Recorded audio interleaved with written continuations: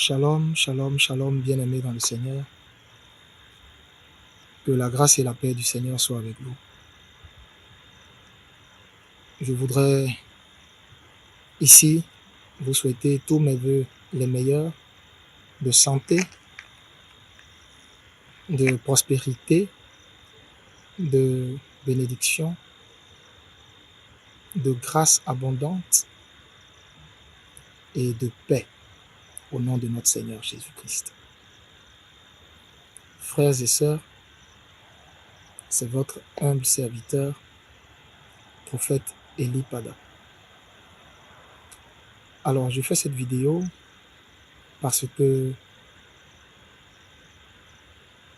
je suis en ce moment quelque part retiré devant le Seigneur et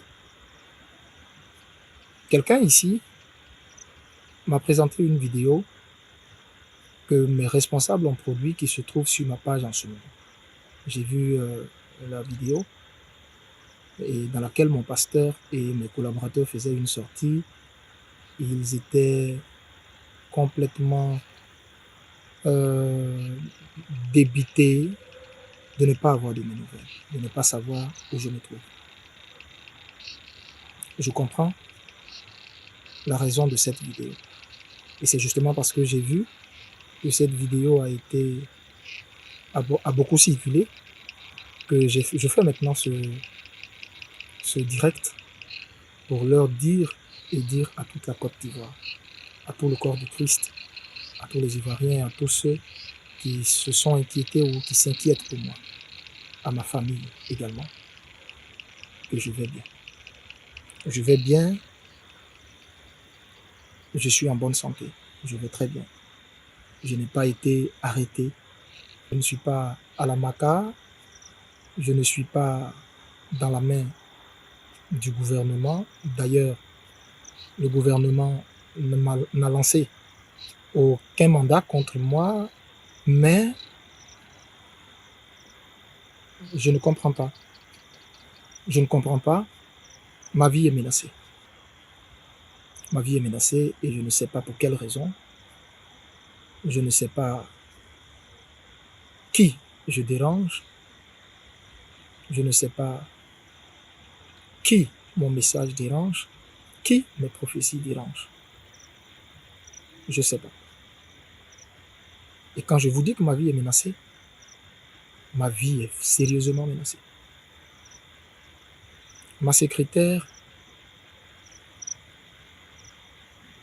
reçoit tout le temps des appels téléphoniques de menaces.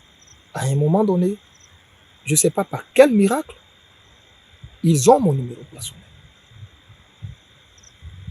On m'appelle pour me faire des menaces. Qui c'est au téléphone? Je ne sais pas. On rappelle sur les numéros ne passent pas.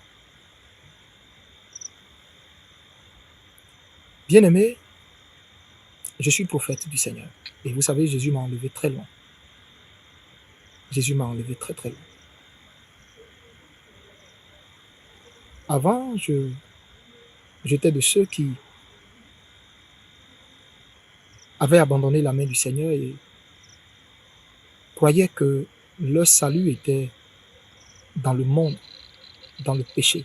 Jésus m'a ramassé de la boue et il m'a accordé sa grâce. De là où Jésus m'a sorti, je lui dois tout. Je lui dois entièrement ma vie. Et il m'a dit, je t'ai sorti de là pour que tu puisses faire connaître ma voix aux nations. Je ne parle contre personne. Je ne prophétise contre personne. Je suis apolitique. On ne m'a jamais vu avec un homme politique. On ne m'a jamais vu avec une organisation politique. Jamais. Alors là, je me tiens loin de tout ça. Je ne veux même pas avoir d'affinité avec personne. À cause du mandat divin qui est sur ma vie, de la mission qu'il m'a confiée. La mission que je détiens de lui. qui est de rendre son message sans compromission. Donc, ce qui fait que je ne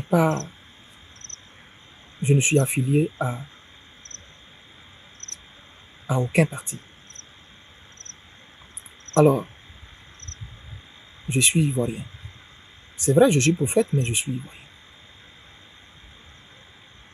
Je suis père de famille, je suis marié, j'ai des enfants. J'ai une communauté.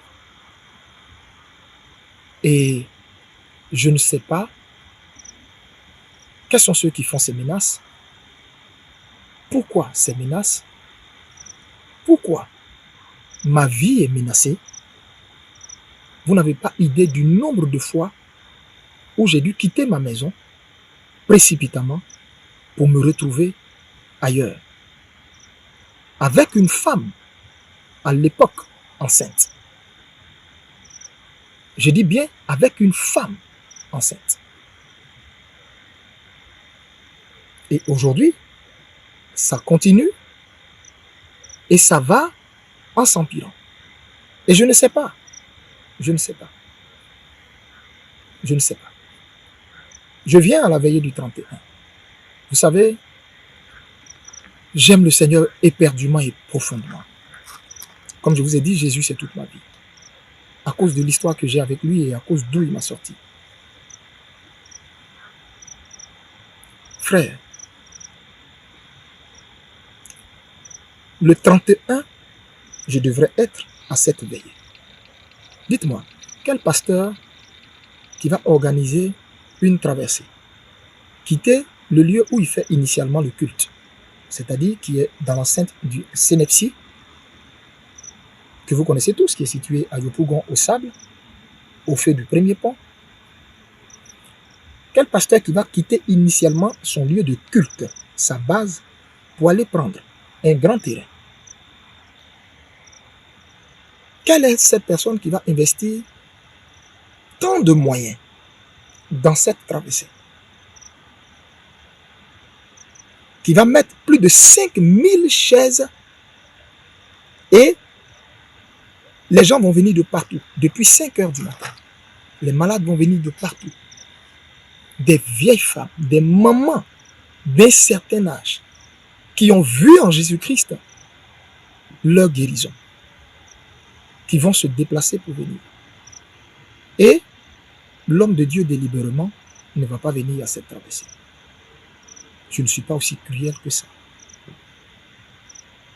Je ne suis pas aussi cruel que ça. Dieu connaît mon amour pour son œuvre. Et je pense que certains parmi vous qui m'écoutent, qui me côtoient, qui côtoient la cité de Dieu,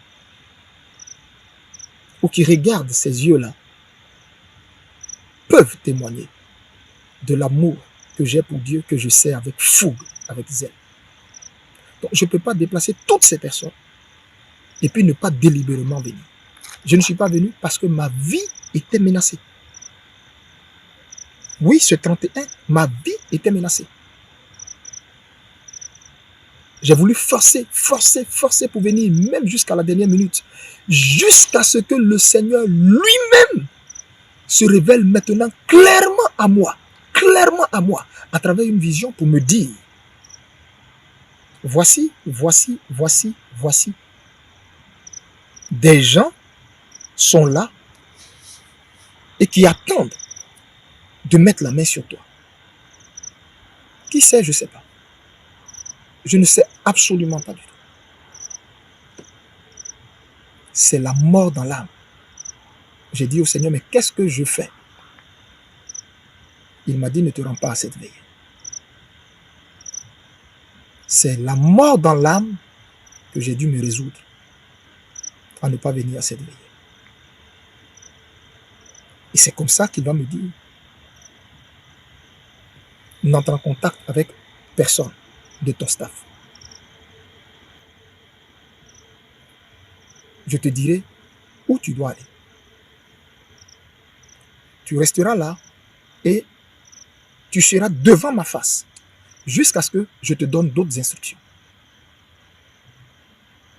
Tu seras devant moi, Tu te tiendras devant moi dans la prière jusqu'à ce que je te donne d'autres instructions. C'est la raison pour laquelle je ne suis pas venu à cette veillée et je n'ai contacté aucun de mes responsables. J'imagine probablement le désarroi, la détresse dans laquelle ils étaient. Je peux comprendre ça. Mais c'était indépendamment de ma volonté. Quelles étaient ces personnes, je ne sais pas.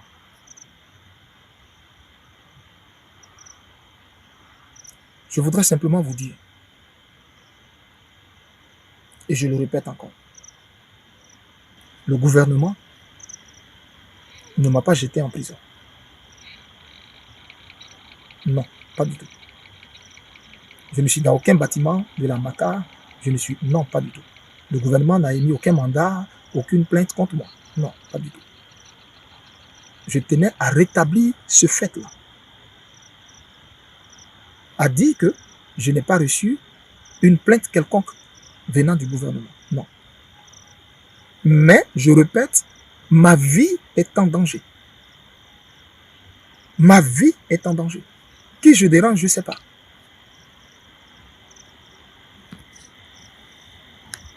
Qui je dérange, je ne sais pas. Je voudrais dire à mes pasteurs, mes collaborateurs, à l'église La Cité de Dieu, à tous les Ivoiriens, à toutes les Ivoiriennes, à tous les hommes de Dieu qui, par solidarité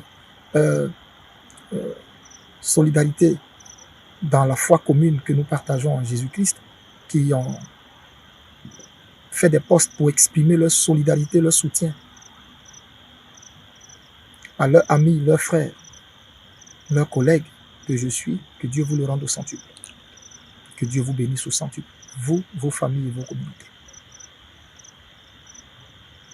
J'espère que Dieu me permettra de retrouver une vie normale. Je m'étais retiré à un moment donné, pendant près de 90 jours dans la présence du Seigneur. J'étais revenu joyeux pour bénir mon peuple, traverser avec eux. Toutes les églises ont eu traversé. Moi, j'ai été contraint de ne pas me rendre là-bas à cause de certaines menaces dont je ne sais la provenance et dont le Seigneur m'en a donné certitude.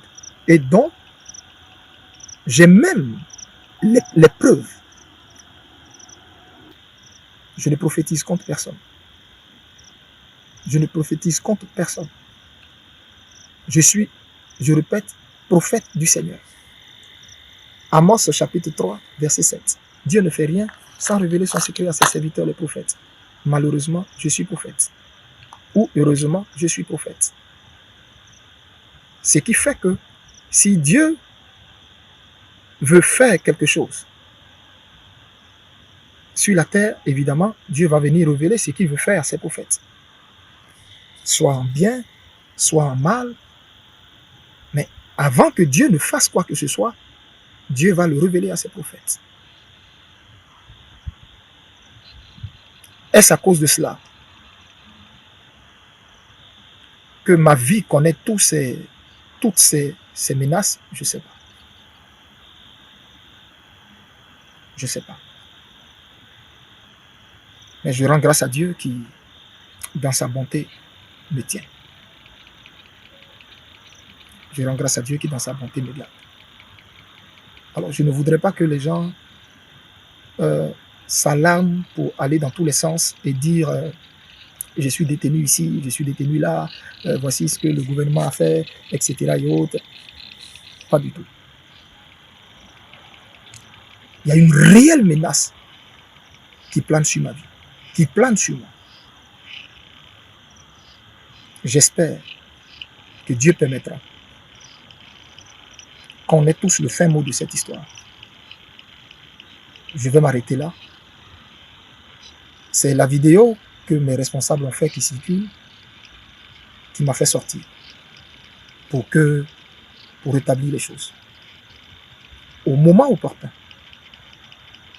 comme le Seigneur m'a dit, tu ne te rends pas à cette veillée. Va là où je vais t'indiquer. Là, tu te tiendras devant moi, dans la prière. Tu resteras devant moi, dans la prière, jusqu'à ce que je t'instruise à nouveau, jusqu'à ce que je te parle à nouveau. Donc, quand il me permettra de refaire une sortie, probablement, je vous donnerai un peu plus ample détail sur tout ça. Que Dieu vous bénisse. Que Dieu bénisse la Côte d'Ivoire. Et que sa paix qui surpasse toute paix soit avec vous.